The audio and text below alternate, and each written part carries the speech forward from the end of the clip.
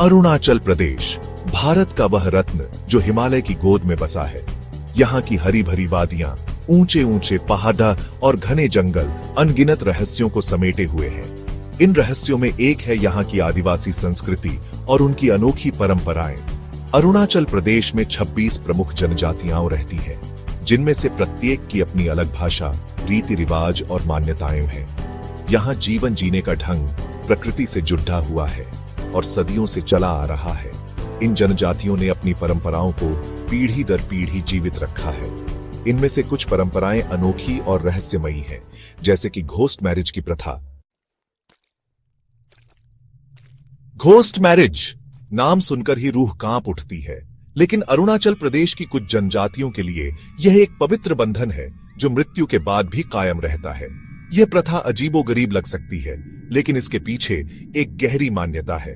माना जाता है कि अविवाहित मरने वाले व्यक्ति की आत्मा अशांत रहती है। उसे शांति दिलाने के लिए घोस्ट मैरिज करवाई जाती है। यह विवाह एक जीवित व्यक्ति और मृतक की आत्मा के बीच होता है। कभी कभी तो दो मृत व्यक्तियों की आत्माओं का विवाह भी करवा दिया जाता है। अरुणाचल प्रदेश की जनजातियों के लिए मृत्यु जीवन का अंत नहीं, बल्कि एक नई शुरुआत है।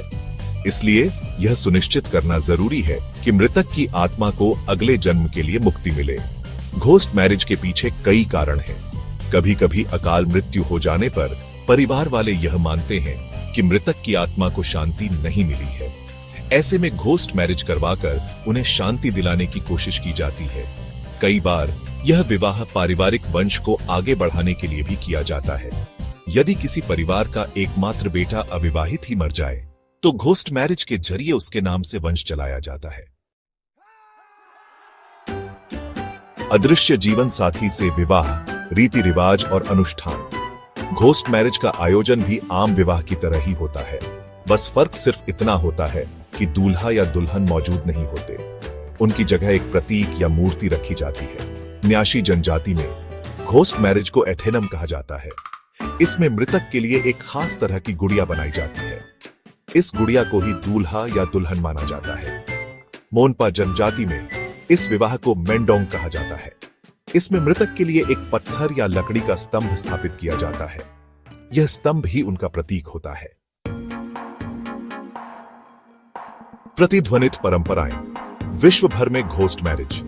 हालांकि घोस्ट मैरिज हमें अजीबोगरीब लगती है, लेकिन यह प्रथा सिर्फ अरुणाचल प्रदेश तक ही सीमित नहीं है। दुनिया के कई हिस्सों में इसके अलग अलग रूप देखने को मिलते हैं। चीन में मिंगहुन नामक एक प्रथा है, जिसमें मृतक बच्चों की आत्माओं का विवाह कराया जाता है।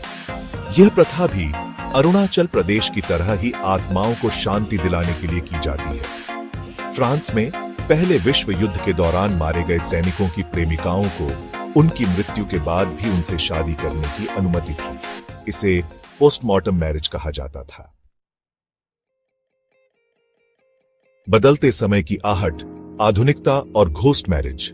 आज के समय में जबकि दुनिया तरक्की की राह पर है, तब भी अरुणाचल प्रदेश की कुछ जनजातियां अपनी परंपराओं को जीवित रखे हुए हैं।